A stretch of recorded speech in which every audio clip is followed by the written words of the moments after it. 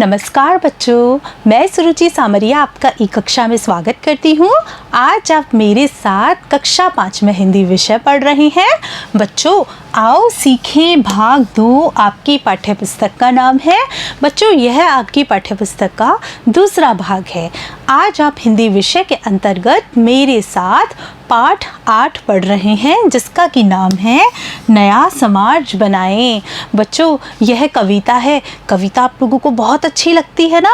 और आज की जो कविता है वह तो बहुत ही प्यारी है, जिसमें कि आप मेरे साथ मिलकर एक नए समाज का निर्माण करेंगे। हाँ बच्चों, नया समाज कैसा होगा? हमारा जो नया समाज है वह सभी प्रकार की कुरीतियों से दूर होगा। उसमें जाति पाति का कोई भेदभाव नहीं होगा। किसी तरह की ऊंच नीच के आधार पर हम भेदभाव नहीं करेंगे। और जो हम नया समाज बनाएंगे उसमें एक सबके लिए और सब एक के लिए वाली भावना से काम करेंगे। कहने का मतलब है कि हम वसुधैव कुटुंबकम की भावना के साथ अपने नए समाज का निर्माण करेंगे। तो बच्चों आइए हम शुरू करते हैं हमारी कविता नया समाज बनाएं। पहले हम इस कविता का स्वस्वर वाचन करेंगे। स्वस्वर वाचन करने के बाद हम इस कविता का भावार्थ समझेंगे। तो बच्चों आइए शुरू करते हैं नया समाज बनाएं।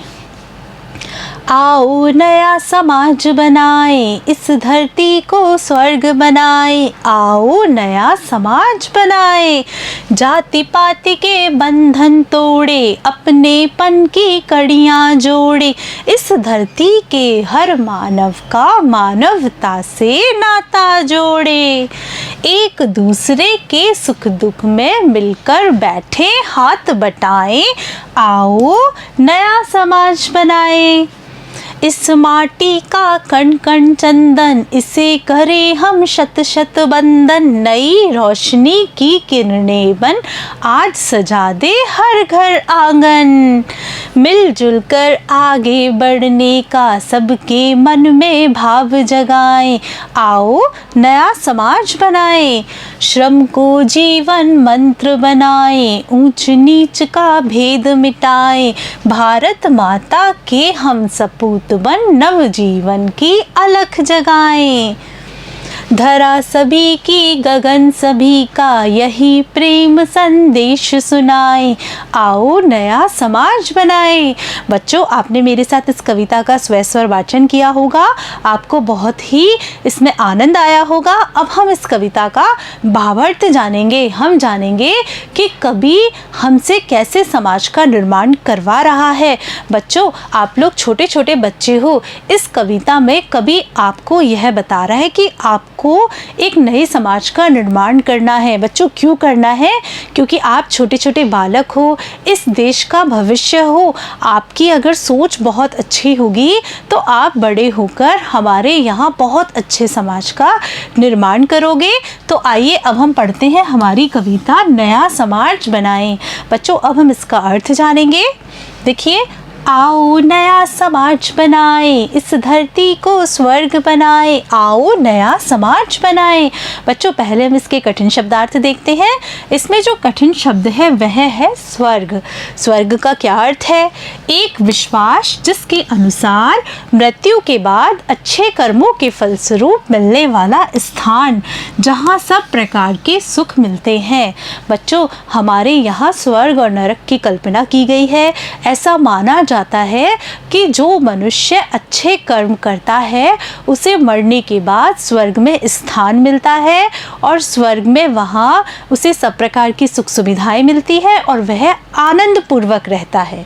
देखिए, आओ नया समाज बनाएं। कवि कह रहा है कि आओ अब हम सब मिलकर नए समाज का निर्माण करते हैं। इस धरती को स्वर्ग बनाएं। इस धरती को यानी कि जहाँ हम रहते हैं उस धरती माता को हम स्वर्ग के जैसा बनाने का प्रयास करते हैं। बच्चों स्वर्ग कैसा स्थान है? स्वर्ग एक ऐसा स्थान है जिसमें सभी प्रकार की सुख सुविधाएं मिलती है और मनुष्य आनंद पूर्वक रहता है। तो कवि ये कहना चाहता है कि हम एक नए समाज का निर्माण करते हैं और जो हमारी धरती माता है जिस पर कि हम रहते हैं उसे हम स्वर्ग जैसा बनाने की कोशिश करते हैं। आओ नया समाज बनाएं। आइए हम सब मिलकर एक नए समाज का निर्माण करते हैं। जात पात के बंधन तोड़े, अपनेपन की कड़ियाँ जोड़े, इस धरती के हर मानव का मानवता से नाता जुड़े। बच्चों, इसके हम कठिन शब्दार्थ देखते हैं। कड़ियाँ, कड़ियाँ का अर्थ है मेल करना। बच्चों, कवि आपके साथ मिलकर एक नए समाज का निर्माण करना चाहता है। इस पद में आप जानेंगे कि वह आपके साथ मिलकर किस प्रकार के समाज का निर्माण कर रहा है। कवि कह रहा है कि हम जो नया समाज बनाएं उसमें जाति पाति के आधार पर कोई भी भेदभाव ना हो, यानी कि हम जात पात का बंधन तोड़ दें, अपनेपन की कड़ियाँ जोड़ें और हर मनुष्य एक दूसरे मनुष्य के साथ अपनेपन की भावना के साथ रहे। इस धरती के हर मानव का मानवता से नाता जोड़ें और इस धरती पर रहने वाले हर मनुष्य के अंतर्गत, हर मनुष्य के अंदर मानवीय भावना का संचार हो, मानवीय गुणों का विकास हो। बच्चों, आप जानते हैं मानवीय गुण कौन कौन से होते हैं? मानवीय गुण है दया, करुणा, क्षमा, प्रेम, सहानुभूति। ये सारे मानवीय गुण हैं। अगर मनुष्यों के अंदर इन मानवीय गुणों का संचार हो जाता है तो हमारी धरती बहुत अच्छी हो जाएगी। यहाँ पर कवि यही कह रहा है कि इस धरती के हर मानव का हम मानवता से नाता जोड़ दें। अगर मानवीय गुणों का संचार हो जाएगा तो मानवता से हर व्यक्ति जुड़ जाएगा। देखिए आगे, एक दूसरे के सुख दुख में मिलकर बैठे हाथ बटाएं, आओ नया समाज बनाएं। बच्चों, कठिन शब्दार्थ देखते हैं। हाथ बटाना का अर्थ होता है सहायता करना। यहाँ पर कवि कह रहा है एक दूसरे के सुख दुख में, यानी हम जो नए समाज का निर्माण करेंगे उसमें सभी मनुष्य एक दूसरे के सुख दुख में साथ मिलकर बैठेंगे, सभी के सुख दुख में हाथ बटाएंगे। बच्चों, अगर कोई मनुष्य दुखी होगा तो उसका दुख दूर करने का प्रयास करेंगे। कहा जाता है कि दुख बांटने से कम होता है। आओ नया समाज बनाएं। आओ हम सब मिलकर एक नए समाज का निर्माण करते हैं। इस माटी का कण कण चंदन, इसे करें हम शत शत बंदन, नई रोशनी की किरणें बन, आज सजा दें हर घर आंगन। देखिए कवि कितनी अच्छी बात कह रहा है। कवि कह रहा है कि इस माटी का से मतलब है कि इस धरती पर जहाँ हम रहते हैं इसका कण कण चंदन के समान पवित्र है, सुगंधित है। इसे हम 100 बार बंदन करते हैं, 100 बार हम उसे प्रणाम करते हैं। नई रोशनी की किरणें बन, और हम अपने अंदर नई रोशनी की किरणें पैदा कर कर हर घर आंगन को सजा दें, यानी कि हर मनुष्य के अंदर नई आशा और उत्साह का संचार हो, जिससे कि हमारे यहाँ के हर आंगन में उजाला हो जाए, मनुष्य के अंदर नई भावना का संचार हो जाए। देखिए, मिलजुल कर आगे बढ़ने का सबके मन में भाव जगाएं, आओ नया समाज बनाएं। कवि कह रहा है कि हम मिलजुल कर आगे बढ़ने का प्रयास करें, सब सामूहिक रूप से प्रयत्न करें और सबके मन में यही भाव पैदा हो कि हमें मिलकर आगे बढ़ना है। अगर हम सभी मिलकर आगे बढ़ेंगे तो कोई भी मनुष्य पिछड़ा नहीं रहेगा। आओ नया समाज बनाएं। आओ हम सब मिलकर एक नए समाज का निर्माण करते हैं। श्रम को जीवन मंत्र बनाएं, ऊंच नीच का भेद मिटाएं, भारत माता के हम सपूत बन, नव जीवन की अलग जगाएं। बच्चों, इसके कठिन शब्दार्थ देखते हैं।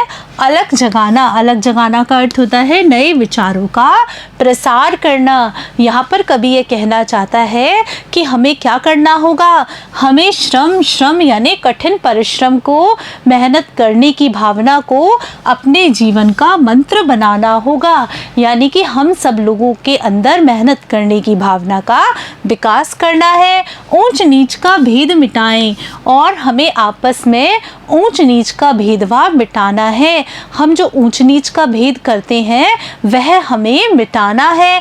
भारत माता के हम सपूत बन, नव जीवन की अलख जगाएं, और हम भारत माता के सपूत बनकर, अच्छे पुत्र बनकर सभी मनुष्यों के मन में नव जीवन की भावना भावना का प्रचार करना है, प्रसार करना है। सबके अंदर नई आशा और उत्साह की भावना का हमें संचार करना है। आगे आइए। धरा सभी की गगन सभी का, यही प्रेम संदेश सुनाए, आओ नया समाज बनाए। बच्चों, इसके कठिन शब्दार्थ देखते हैं। धरा का अर्थ है धरती और गगन का अर्थ है आकाश। बच्चों, यहाँ पर कवि कहना चाह रहा है कि ये जो धरती है वह सभी मनुष्यों की है और जो ये आकाश है वह भी सभी मनुष्यों का है। यानी कि सभी मनुष्यों का इस धरती और आकाश पर समान अधिकार है और यही प्रेम संदेश हम सभी मनुष्यों को सुनाएं कि वो किसी को किसी भी आधार से वंचित ना करे। आओ नया समाज बनाएं, आओ हम सब मिलकर एक नए समाज का निर्माण करते हैं। बच्चों, आज आपने मेरे साथ आपकी हिंदी विषय का पाठ 8 नया समाज बनाए कविता पढ़ा, जिसमें आपने देखा कि कवि किस प्रकार के समाज का निर्माण करना चाहता है। बच्चों, कवि आपके साथ इस समाज का निर्माण क्यों करना चाहता है? क्योंकि आप अभी छोटे छोटे बच्चे हैं, इस देश का भविष्य है। आगे चलकर आप बड़े होंगे तब समाज निर्माण करने की शक्ति आपके हाथों में होगी और आपके अंदर अगर आज से ही यही भावना विकसित हो जाए कि आपको एक बहुत अच्छे समाज का निर्माण करना है जिसमें कि सभी लोगों को साथ मिलकर चलना है, तो आप आगे चलकर बहुत अच्छे समाज का निर्माण करेंगे और हमारे राष्ट्र को प्रगति के पथ की ओर अग्रसर करेंगे। बच्चों, इस पाठ के अभ्यास प्रश्न हम अगले भाग में करेंगे। तब तक के लिए नमस्कार बच्चों।